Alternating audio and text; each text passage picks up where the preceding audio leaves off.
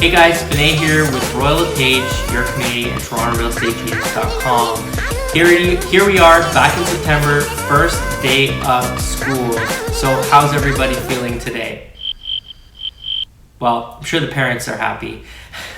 So today what I have for you guys is 5 tips on how to make your back to school experience better. Okay, so first things first, first tip is resetting your sleep patterns. Okay, so maybe this should have been done maybe a week ago, but it's not too late. So sleep is obviously the most important part for anybody, and it improves our brain cognitive function. It helps us reset our bodies, and we need 7 to 8 hours of sleep a day.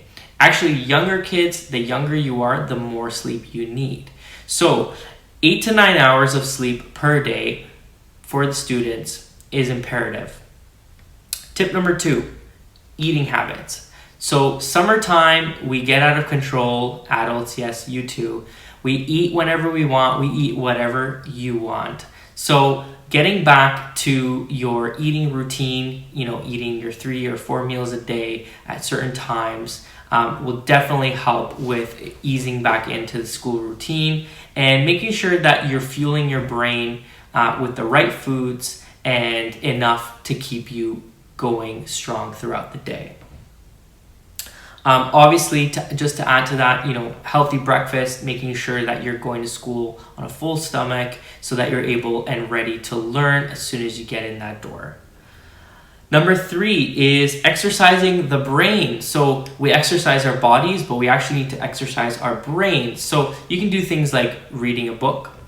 You can do basic math, right? So things like even programs like Kumon, or just going online and getting some basic math problems that you can do and see how fast you can do them.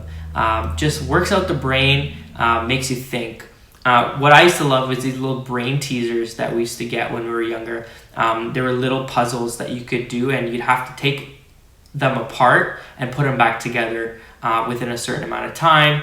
And sometimes it would take us hours. We would just be there to try and get this thing apart. But super cool, and definitely will keep you entertained and off of social media. So number 4, I guess, setting goals. So sitting with your kids and asking your kids, what is it that they want to achieve this year? Whether it's a certain grade in a certain subject, or getting up their grades from last year from a certain subject, or learning a new skill, right? Maybe you want to learn how to play the violin, or maybe you want to learn how to, maybe you want to learn karate, right? So asking them what they want to do, and then setting a plan, sitting with them, setting a plan as to how they're going to achieve that goal for the year. Number 5, my last and final tip would be to identify priorities. So actually sitting down with them, making a schedule and saying, hey, listen, from this time to this time, we're going to be doing our homework, and you can only go on social media or you can only talk with your friends after, your homework is done or whatever, right? So this is all about building life skills and building routines that they can take with them as they go through their post-secondary school, as they go into their careers and their work lives, just to make it that much easier for them. So these are, lifelong skills that they are going to be building, and why not start now? Why not start, when they're young and when they're still in school? So that's all I have for you guys today.